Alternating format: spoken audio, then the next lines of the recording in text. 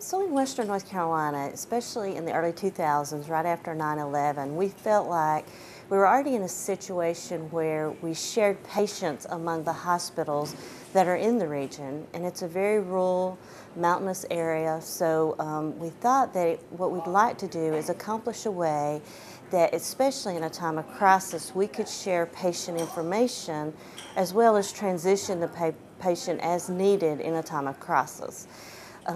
We had originally talked about developing a data center, but thought that for affordability and sustainability reasons that more than likely we needed to set up a regional health information exchange.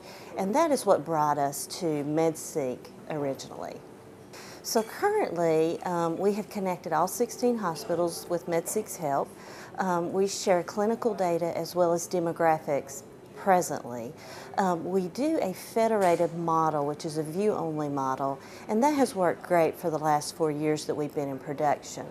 But now we feel like we need to move to the next level, and that would be to move into the physicians community, connecting ambulatory EMRs as well as possibly developing some regional quality reports out of the information that we're getting to see if we can improve care coordination among the acute care and ambulatory facilities as we grow.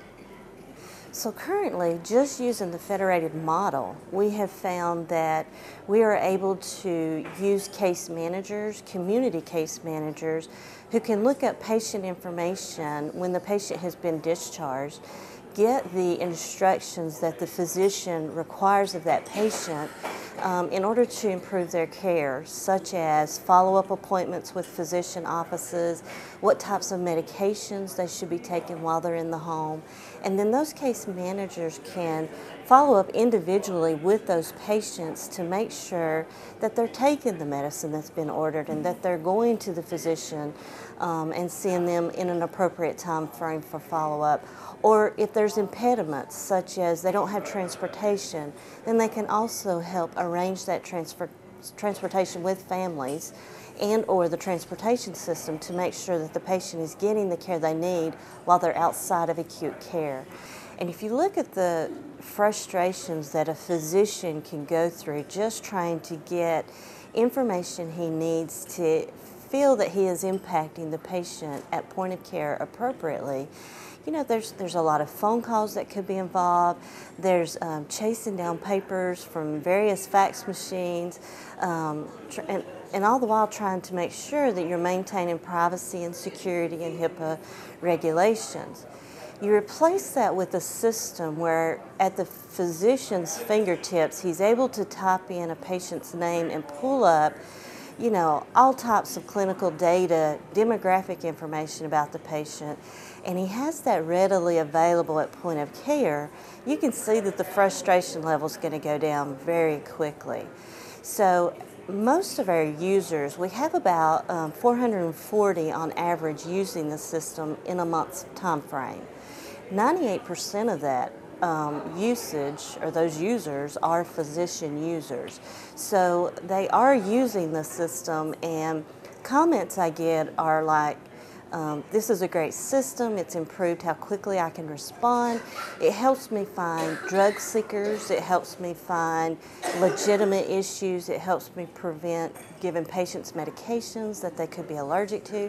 So you think about all the things that a physician is facing in trying to give the patient adequate care, and there's no way except that the physician's going to be very happy with the situation. Our current physician satisfaction, the latest survey that we've done, we were ranking around 98% in overall satisfaction. We applied for one of the Beacon grants. There's only 15 being given out across the nation. We're hoping to hear, you know, shortly if we've actually been awarded that grant. If we get it, that's bringing $19.7 million into the region for approximately 1,580 providers and about 750,000 patients or consumers in the region. There is a lot we can do with that that's going to impact both the patient and patient care.